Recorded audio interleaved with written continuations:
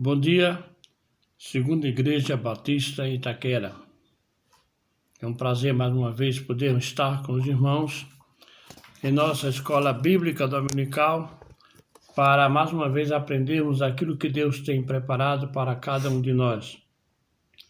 Que Deus abençoe a igreja, que Deus abençoe os irmãos que estão nesse momento assistindo a nossa EBD.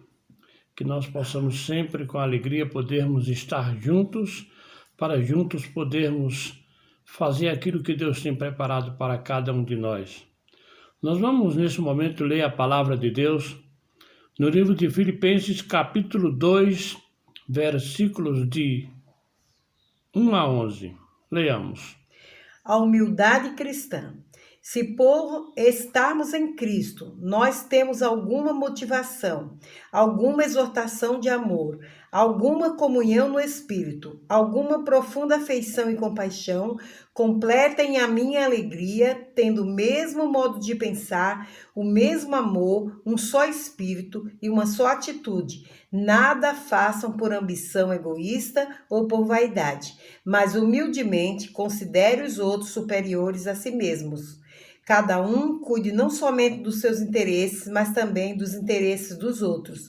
Seja a atitude de vocês a mesma de Cristo Jesus, que, embora sendo Deus, não considerou que o ser igual a Deus era algo a que devia apegar-se, mas esvaziou-se a si mesmo, vindo a ser servo, tornando-se semelhante aos homens, e sendo encontrado em forma humana, humilhou-se a si mesmo, e foi obediente até a morte, e morte de cruz.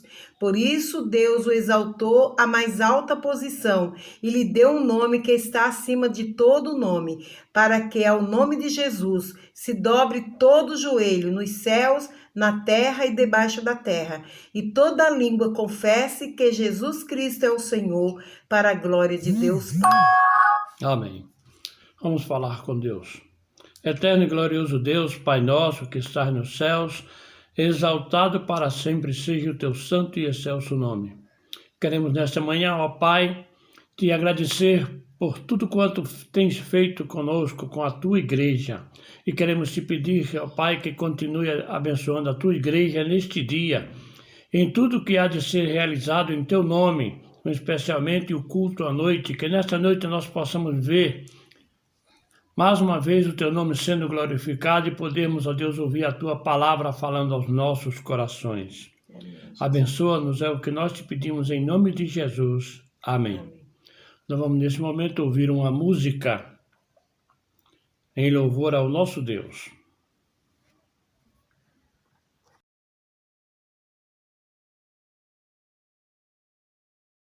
Canta minha alma, canta Senhor, rende-lhe sempre honra e louvor. Canta minha alma, canta ao Senhor, rende-lhe sempre.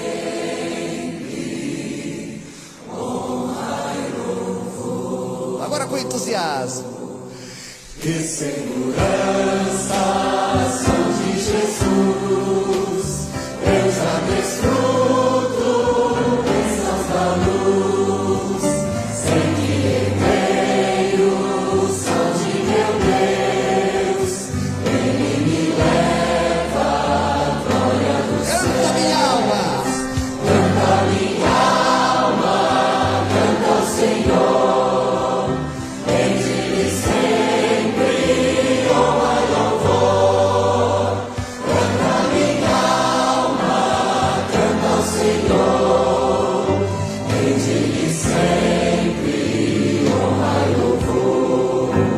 Sendo submisso sempre ao bem, sinto os enlevos puros além, anjos descendo, graça e louvor, ecos da graça, bênçãos do amor. Vamos cantar ao Senhor. Canta minha alma, canta ao Senhor.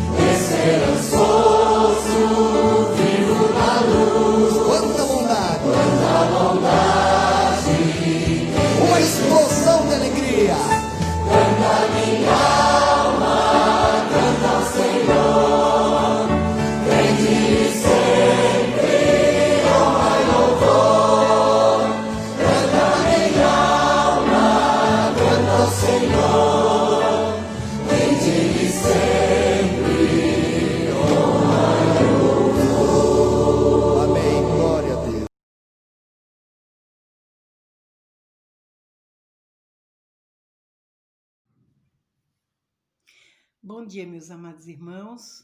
Nós estamos novamente aqui, Escola Bíblica Dominical, para mais um estudo da lição nesse domingo. Nós vamos agradecer a Deus pelo dia e pedir as bênçãos do Senhor para que nós possamos compreender o recado de Deus para nós nessa manhã. Nós te louvamos, ó Pai, por este dia. Que todos os teus servos, Senhor, estejam protegidos, estejam acompanhados, estejam assistidos por ti mesmo, Senhor. E que nessa manhã nós possamos, ó Deus, estar prontos a aprender mais uma porção da tua palavra. E que nós possamos introjetar nos nossos corações, para que possamos ter uma vida, Senhor, contrita, digna e perto de ti, fazendo a tua vontade. Nós te oramos, agradecidos, no nome santo e precioso de Jesus. Amém. Então, a nossa lição de hoje tem como título A Ética da Comunhão. O que vem a ser ética? Ética é um conjunto de regras, né? Preceitos de ordem valorativa e moral de um indivíduo ou de um grupo, né, social, ou mesmo de uma sociedade toda. Então, nós vivemos organizadamente, cumprindo regras. Então, isso se chama ética, nós temos que observar.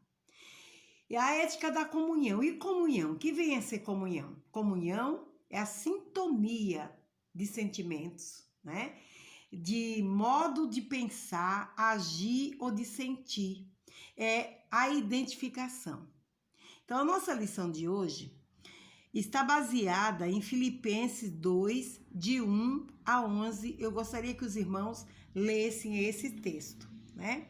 Nós vamos direto à lição, mas eu vou falar um versículo de Filipenses 2, vou falar o versículo 3, que fala assim: não façais por partidarismo ou vanglória, mas por humildade, considerando cada um os outros superiores a si mesmo. Então, nós falamos esse versículo e vamos ver o que é que nos reserva o estudo dessa manhã. Quando nós estudamos um pouco sobre a escatologia, que é a doutrina cristã, que trata das últimas coisas, dos últimos acontecimentos, nós aprendemos que tudo que vemos ao nosso redor um dia vai desaparecer. Vai terminar. Menos uma coisa, a igreja do Senhor, né? No final de todas as coisas, restará apenas um povo, o povo de Deus, o Rei Jesus e os seus súditos, o Pai Celestial e seus filhos, o Senhor e seus servos. Não simplesmente um povo, mas um povo em comunhão, né? Uns com os outros e com o seu Redentor. Então, vamos ver a verdadeira comunhão. Como nós podemos praticar essa comunhão? Algumas pessoas acham que a comunhão consiste num bate-papo na porta do templo, após o culto, ou na cantina da igreja, né? Acompanhado dos comes e bebes, um cafezinho, uma bolachinha, um salgadinho, né? Ou que a comunidade se reuniu para um piquenique, um churrasco, né, com todas as famílias da igreja, um almoço. Outros pensam que nos reunir em grupos familiares para cantar, estudar a Bíblia, compartilhar os acontecimentos dos últimos dias e orar. Outros veem na ceia do Senhor a expressão maior da comunhão. Com base num texto, nós vamos aprender a compreender melhor o que é comunhão. Comunhão, né, eu já vi, koinonia, né? Koinonia, de acordo com o Novo Testamento. A comunhão tem a ver com aquela relação interpessoal que os cristãos gozam com Deus e uns com os outros, em virtude da união com Jesus Cristo. Essa relação é estabelecida pelo Espírito Santo que habita dentro de todo cristão, unindo a Cristo e a todos os outros cristãos. A relação se expressa por meio de compartilhar bens materiais, da cooperação na obra do Evangelho, da manutenção da unidade e do amor uns para com os outros, né? Quando os cristãos se reúnem.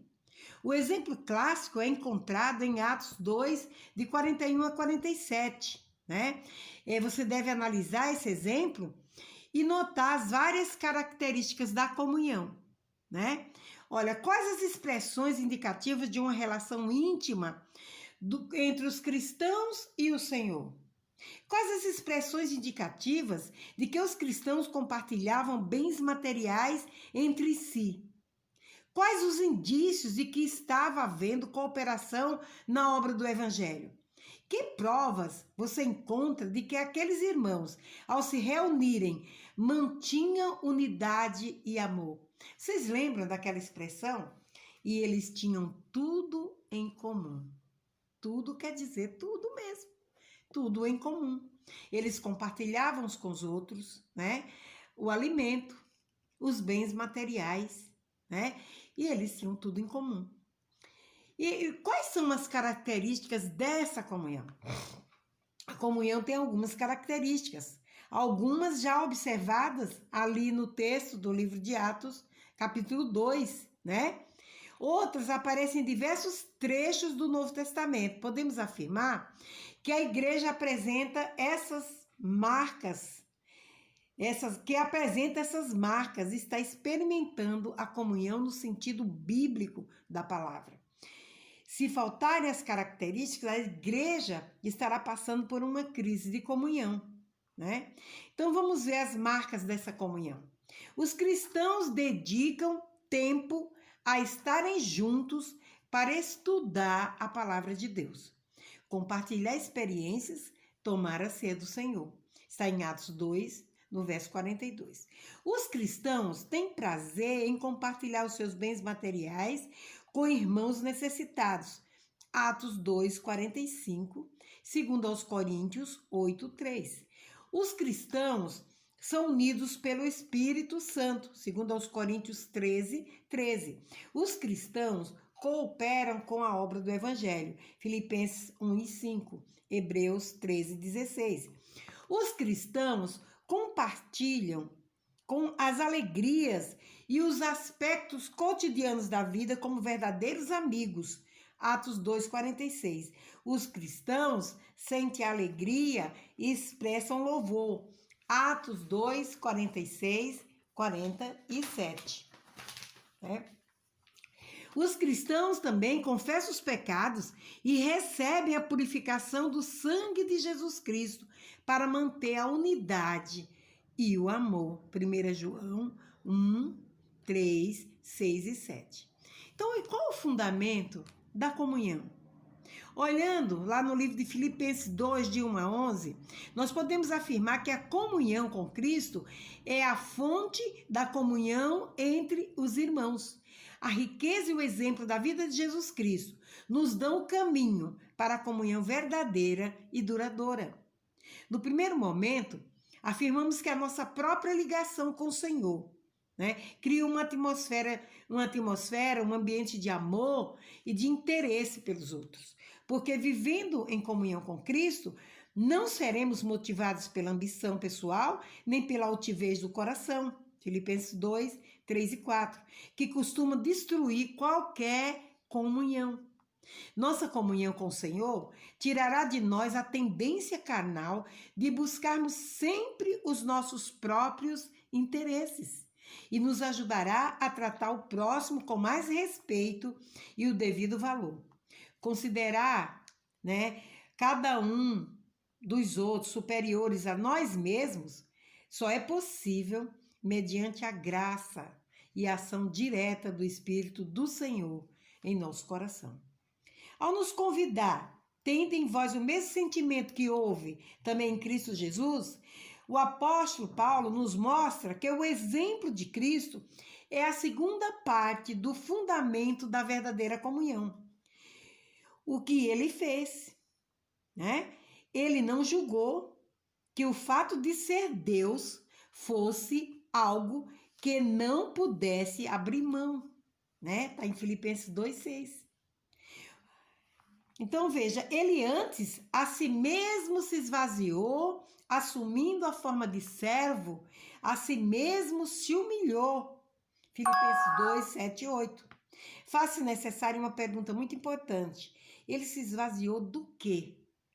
A resposta é composta pelo menos de 3 fatos. Ele renunciou às suas riquezas, ele estava sempre pedindo algo emprestado, um lugar onde pudesse nascer, uma casa onde pudesse pernoitar, um barco onde pudesse pregar, um animal em que pudesse cavalgar, uma sala onde pudesse instituir a ceia, finalmente, um túmulo onde pudesse ser sepultado, segundo aos Coríntios 8, 9. Ele renunciou à sua glória celestial. Glorifica-me, ó Pai, contigo mesmo, com a glória que eu tive junto de ti antes que houvesse mundo. João 17,5. Era desprezado e o mais rejeitado entre os homens, homem de dores e que sabe o que é padecer. Isaías 53, 3. Ele renunciou ao livre exercício da sua autoridade. Embora sendo filho, aprendeu a obediência pelas coisas que sofreu. Hebreus 5:8. Ele mesmo disse: não procuro a minha própria vontade, e sim a daquele que me enviou. Podemos concluir que Cristo renunciou ao seu ambiente de glória, mas ele não se esvaziou de sua divindade, né? Então vamos ver agora um ponto, a comunhão e suas mutualidades, né? Como, quando e onde podemos ver a prática da comunhão? Na prática das mutualidades. Mas o que são mutualidades? Novamente, Sui Arville, o escritor, nos ajudará. Mutualidade se refere a um estilo de vida baseado sobre os mandamentos do Novo Testamento a respeito das coisas que os cristãos fazem uns aos outros e uns em favor dos outros para externar o seu mútuo amor e unidade. E também a respeito das coisas que eles evitam fazer uns para os outros a fim de preservarem esse amor e unidade. Empregamos esse termo mutualidade para referirmos-nos às expressões recíprocas, descrevendo situações em que uma pessoa faz por uma outra aquilo que, por sua vez, a outra faz pela primeira. Então, o Novo Testamento fala de maneira bem clara sobre o que significa a mutualidade entre os cristãos. Ali se encontra uma série de mandamentos, tanto diretos como indiretos, que especificam como devem ser as relações entre cristãos, o que eles devem fazer uns aos outros e o que não devem fazer uns aos outros. Esses se chamam mandamentos recíprocos. O estilo de vida que chamamos de mutualidade baseia-se, portanto, na obediência aos mandamentos recíprocos do Novo Testamento. Então, aí nós vemos aqui uma série de versículos, né, que contém alguns imperativos de mutualidade, como ali em Romanos 12:10, amai-vos cordialmente uns aos outros com amor fraternal. Romanos 12:10 ainda, preferindo-vos em honra uns aos outros. E Romanos 12:16, tende o mesmo sentimento uns para com os outros. Romanos 14:13, não nos julguemos mais uns aos outros, né? Romanos 15:7, acolhei-vos uns aos outros. E ainda tem, em Gálatas 6:2, levai as cargas uns dos outros, perdoando-vos uns aos outros, Efésios 4:32, sujeitando-vos uns aos outros no temor de Cristo, Efésios 5:21, suportai-vos uns aos outros, perdoai-vos mutuamente, Colossenses 3:13. Então nós vemos, né, que tem várias outros versículos que tratam dessa mutualidade, o que nós devemos fazer, o que nós devemos considerar como servos do Senhor, como cristãos que somos. Como nós podemos ver, a relação entre comunhão e mutualidade é de simples causa e efeito. Onde existe a comunhão, ela se exterioriza pela mutualidade, né? Uma igreja, uma congregação, uma comunidade ou grupo de discipulado que não está manifestando a comunhão por meio da mutualidade, precisa examinar a si mesma para verificar se está ou não em comunhão com o Senhor Jesus, né? A mutualidade constitui uma parte muito importante da vida da igreja que ela não pode deixar ao acaso. Mesmo sem saber muito sobre o assunto ou a sua importância, alguns membros podem estar praticando a mutualidade, mas essa vida recíproca, para ser verdadeiramente bíblica, precisa ser praticada por todos os cristãos, né? Para que se obedeça aos mandamentos de Deus, é preciso conhecer esses mandamentos e saber o que eles significam para a nossa vida.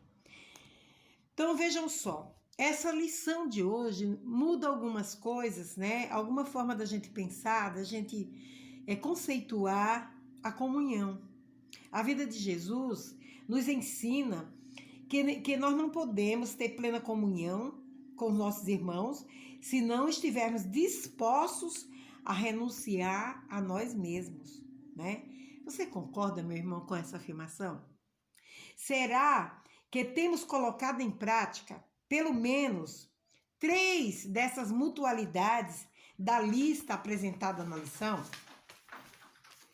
Né? Vamos refletir sobre isso nessa manhã, para que nós possamos realmente, como verdadeiros cristãos que somos, estarmos nos espelhando em nosso Senhor Jesus Cristo, o nosso melhor mestre e professor, aquele que fez tudo o que gostaria que nós fizéssemos, mas fez algo muito maior, que jamais poderíamos fazer. Deu a sua vida por cada um de nós. Que nós possamos, nessa manhã, repensar nossas atitudes, nossas ações, a nossa comunhão uns com os outros e possamos nos dedicar a obedecer mais a palavra do Senhor. Que o Senhor nos abençoe nessa manhã.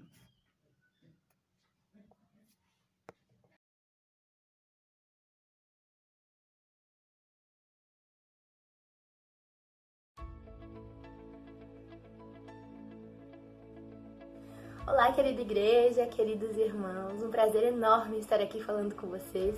Eu me chamo Bruna Fernandes, eu tenho 20 anos e sou missionária radical de missões nacionais, atuando aqui no sul do país. E queria lhes convidar a abrir comigo no texto de 1 João 4,19, que é a nossa divisa da campanha desse ano, que diz assim: nós o amamos porque ele nos amou primeiro.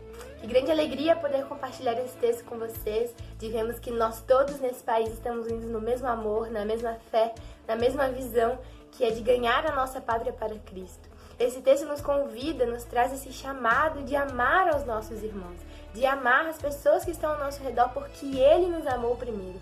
Porque Ele nos amou primeiro, nós somos capacitados a amar os nossos inimigos. Somos capacitados a amar aqueles que nos perseguem, a amar aqueles que estão à nossa volta, a repartir o que temos, a compartilharmos desse grandioso amor que está em Deus. E por isso, nós podemos ver à medida que nós praticamos esse amor, porque esse amor é dito como prática, é dito como demonstração que vai muito além das nossas palavras ou crenças, mas diz nas nossas atitudes, nas nossas ações, dizem verdadeiramente qual é esse amor que nós pregamos, que é o amor de Jesus. Então, como nós temos demonstrado esse amor, é a reflexão de hoje. E eu, um dia, há 2 anos atrás, estava lá na minha cidade, no interior de São Paulo, uma cidade chamada Presidente Prudente, e eu olhei para o Rio Grande do Sul e vi a necessidade do envio de trabalhadores para esse lugar. Quando eu entendi que os índices eram enormes, são enormes ainda, infelizmente, de depressão, suicídio, jovens e crianças desde muito cedo já se entregando às drogas, ao alcoolismo, aos vícios e às coisas que o mundo oferece, se perdendo, se entregando cada vez mais a esse caminho de morte, onde muitos, na verdade a maioria da população do Rio Grande do Sul se denomina católico espírita, onde o sincretismo religioso é muito presente nessa cultura, que apesar de ser uma cultura muito bonita, ainda traz uma história muito sofrida, e o povo, por conta disso, se tornou com um coração muito duro e fechado ao Evangelho de Cristo Jesus. E aí, então, eu entendi que o Senhor gostaria de enviar a mim e a outros tantos que viriam juntamente comigo também, a plantar igrejas nesse lugar, para que pudessem ver vidas transformadas, para que pudessem ver discípulos sendo formados e sendo multiplicados nesse lugar. E é com grande alegria que eu digo que já tem 2 anos que estamos trabalhando aqui com o trabalho de plantação de igreja na cidade de Caxias do Sul. Eu e minha dupla Neliana estamos aqui nesse período já de 2 anos, plantando uma igreja nesse bairro chamado Desvio Risso, e a maior necessidade do bairro ainda é essa, onde as pessoas têm um coração muito duro, seguido de uma cultura de imigrantes de italianos, então eles seguem o seu tradicionalismo religioso de catolicismo, espiritismo, e ainda assim são muito fechados para o evangelho. Mas graças a Deus nós temos vitórias, nós já temos grandes testemunhos para contar, assim como esse que eu gostaria de compartilhar com os irmãos. O nome dele é Adercílio. Vou mostrar a foto aqui para os irmãos. E na verdade tudo começou quando a gente conheceu a Isa. A Isa tinha 11 anos, no ano de 2018, e ela começou a fazer aula de violão com a gente começou a caminhar com ela, ofereceu estudo bíblico, nisso conheceu a mãe, o irmão, e conhecemos o padrasto dela, que é o Adercílio. E ele estava totalmente perdido, ele estava frequentando algumas seitas e outras religiões, e ele estava buscando algum Deus ou algo para a vida dele que desse a vida que ele procurava.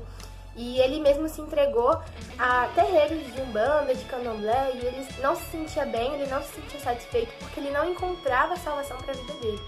E nisso nós o conhecemos, e ele mesmo perguntou se a gente oferecia estudo bíblico, ele mesmo se prontificou a estudar, e nós cremos claramente que esse é o agir do Senhor na vida de uma pessoa que estava totalmente perdida, totalmente distante de Deus e tentando encontrá-lo, e o Senhor mesmo o atraiu para esse amor que ele tanto amou o Adercílio primeiro, e nós tivemos o grande prazer de caminhar com ele, temos caminhado com ele. No final do ano passado nós o batizamos, ele e a Isa, a mãe da Isa já era cristã e voltou, se reconciliou com o Senhor. Temos caminhado então com sua família e tem sido uma grande bênção acompanhar o caminho que eles têm caminhado a cada dia, toda a trajetória, vencendo as dificuldades, passando as alegrias juntos. A irmãzinha deles nasceu, a gente fez o chá de bebê, a gente apresentou lá na igreja. Tem sido uma grande alegria fazer discípulos para o Senhor, porque fazer discípulos é isso, investir vida na vida, estar todo o tempo, estar com todos os seus esforços ali ajudando as pessoas e ver que de fato elas têm se aproximado do Senhor, e ver que de fato elas têm aprendido do coração do Senhor, que é manso e humilde, que nos ensina a amar. Então, da mesma forma que nós temos essa grande alegria em contar, assim como ele e muitas outras pessoas também nós temos trabalhado, você também que está ouvindo isso agora pode fazer parte disso orando por nós. Nós pedimos tanta oração por esse campo e por nossas vidas, porque sabemos que o agir vem do Senhor. Nada nós podemos fazer se não cumprir aquilo que o Senhor tem para nós. Nós somos apenas instrumentos nas mãos do Senhor, e sabemos que quem convence o coração é o próprio Espírito. E Deus tem feito isso, à medida que muitas pessoas têm nos procurado, pedindo estudos bíblicos, perguntando como é o nosso trabalho, como elas podem estudar com a gente, e a gente vê que isso não parte do coração humano, mas é o Senhor que tanto nos amou primeiro, que nos atrai para Ele mesmo. Queria deixar essa mensagem com os irmãos e pedir orações por isso, pedir por novas pessoas que temos acompanhado, pedir oração por nossas vidas que estamos à frente, líderes desse projeto, e pedir por missionários que são espalhados por todo esse Brasil. No total de 912 missionários, desde aqui do Rio Grande do Sul, temos outros radicais, famílias missionárias, até lá no interior da Bahia, lá nos Ribeirinhos, nas Cristolânias, em todo lugar do país nós temos missionários, famílias que estão investindo suas vidas, dispostos a dedicar tudo que tem para fazer discípulos para o Senhor, em prol de conquistar a nossa pátria para Cristo. E você pode fazer parte disso um pouco mais perto, orando por nós, sendo nosso parceiro da ação missionária. Você que deseja se tornar ter um nosso PAN, fale comigo, vou deixar meu contato aqui embaixo. Estou completamente disponível a tirar dúvidas, a compartilhar um pouco mais pedidos de oração de forma mais específica e assim dar informações também para como você pode se tornar o nosso parceiro. E fale comigo, fale conosco e seja você também um missionário do Senhor à medida que você orar por nós, à medida que você motivar a sua igreja a participar da campanha de missões, a enviar missionários. À medida que a igreja participa da campanha de missões desse ano, vocês podem colaborar no sustento dos missionários no ano de 2021. Cada família, cada pastor, cada missionário que está à frente de um projeto terá essa colaboração no seu sustento a partir da sua doação, a partir da sua contribuição, a partir desses R$30 que você poderá investir na vida de cada missionário, você estará gerando um fruto, e um fruto que permanece para a vida eterna. Então eu queria deixar esse recado com vocês. Muito obrigada pela oportunidade, que Deus abençoe a cada um e vamos avançar. Vamos continuar, porque Ele nos amou primeiro, nós precisamos multiplicar esse amor.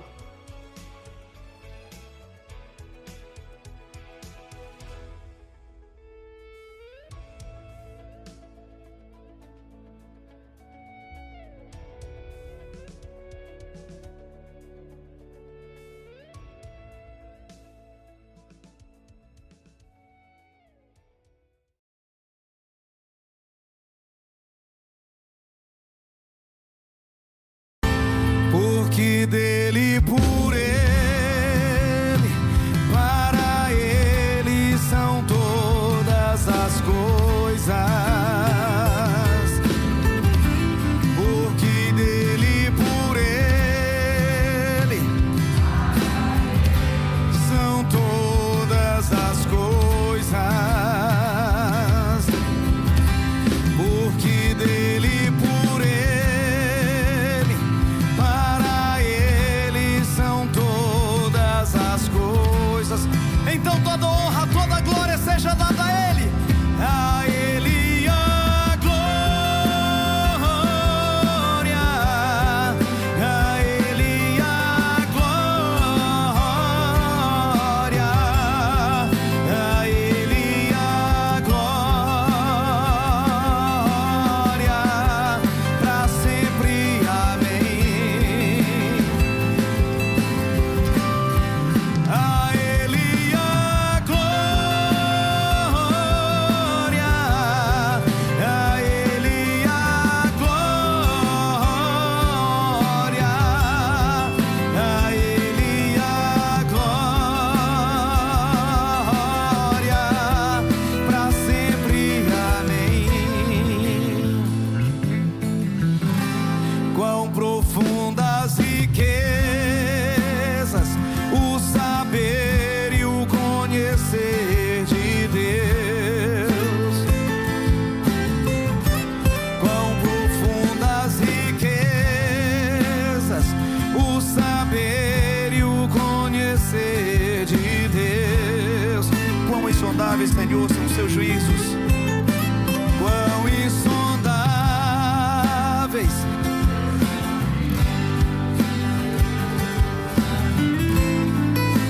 Quão insondável teu juízo, Senhor. Quão insondáveis seus juízos e seus caminhos. A Ele toda honra, a Ele a glória, a Ele a glória, a Ele a glória, para sempre, amém. A Ele a Ele a Ele a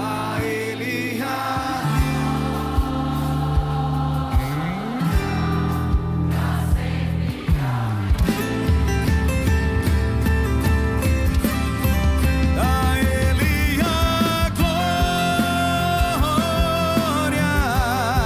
a Ele a glória, a Ele a glória,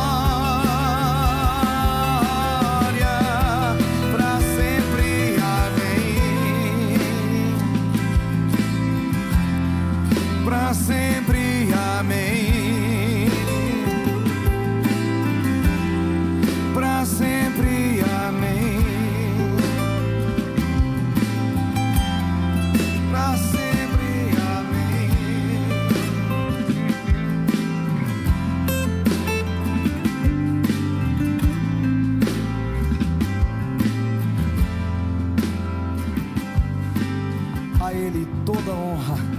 recebi toda a glória.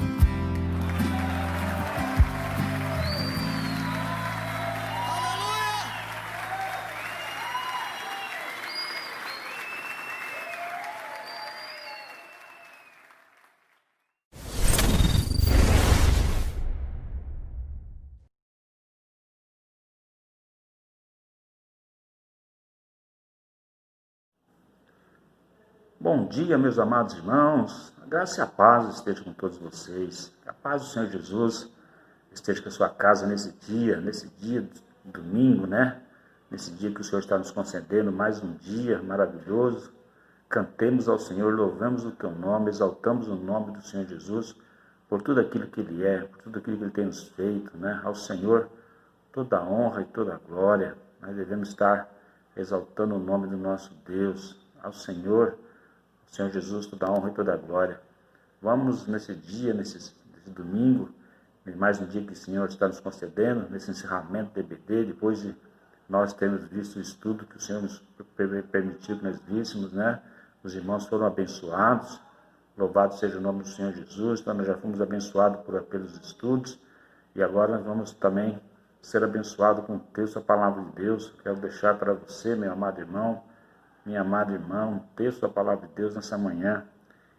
Texto que se diz no Salmo número 96, versículo número 1 ao versículo número 4. Diz assim: cante ao Senhor um cântico novo. Cante ao Senhor todos os habitantes da terra. Cante ao Senhor, bendiga o teu nome. Cada dia proclame a tua salvação. Anuncie a sua glória entre as nações, seus feitos maravilhosos em todos os povos. Porque o Senhor é grande, digno de todo louvor, mais temível que todos os deuses. É interessante, amados irmãos, o versículo número 1, né, no Salmo número 96. Quero deixar para os irmãos o versículo número 1 nesta manhã. Como vai dizer, cante ao Senhor um novo cântico, né? O que é isso, né? Deve haver um desejo no nosso coração, todos os dias, cantar ao Senhor, né? Bem dizer o nome do Senhor. Todos os dias uma mensagem maravilhosa vem ao nosso coração que o Senhor Jesus nos dá. E nós também temos que todos os dias sentir esse desejo de louvar ao Senhor, proclamar o teu santo e eterno nome. Todos os dias, né, quando nós acordamos pela manhã, quando nós iniciamos mais um dia, nós temos que glorificar o nome do Senhor Jesus, enaltecer o nome do Senhor. Por isso que o salmista vai dizer, cante ao Senhor um novo cântico, né? Todo dia deve haver um desejo novo no nosso coração, né? Cante ao Senhor todos os habitantes da terra. Todos os habitantes da terra têm que cantar ao Senhor. O Senhor criou toda a humanidade, o Senhor criou todas as pessoas, e todas as pessoas estão submissas ao Senhor. Então o salmista vai dizer, todos os habitantes da terra clamem ao Senhor, porque o Senhor é digno de ser louvado por todas as pessoas, meus amados irmãos. O Senhor é digno de ser louvado por tudo aquilo que Ele é, por tudo que Ele faz. E todas as pessoas têm que bendizer o nome do Senhor. Por isso que o salmista vai dizer, cante um novo cântico, né? Um desejo novo no nosso coração todos os dias. E também todos os habitantes da terra devem fazer isso, porque é o Senhor toda a honra e toda a glória. Ele vai dizer, cante ao Senhor, bendiga o seu nome. Bendizer o seu nome significa estar alegre com aquilo que o Senhor é, com aquilo que o Senhor faz, né? Bendizer significa estar grato ao Senhor. Bendizer o Senhor significa que nós estamos contentes pelo Deus que nós servimos, pelo Deus que nós exaltamos. Então você deve imaginar isso, deve cada dia imaginar exatamente isso, né? Que o Senhor é um Deus maravilhoso. Imaginar não, porque isso é uma realidade que o Senhor é o nosso Deus, é o nosso Salvador, é o nosso Senhor. Então o texto vai falar, cante ao Senhor e bendiga o seu nome. Cada dia proclame a sua salvação, né? Mostrar para as pessoas as bondades que o Senhor tem nos feito, as maravilhas que o Senhor tem feito na nossa vida, dar testemunhos, falar para as pessoas do amor do Senhor Jesus, né? Falar para as pessoas daquilo que o Senhor é, o Deus grande, o Deus maravilhoso.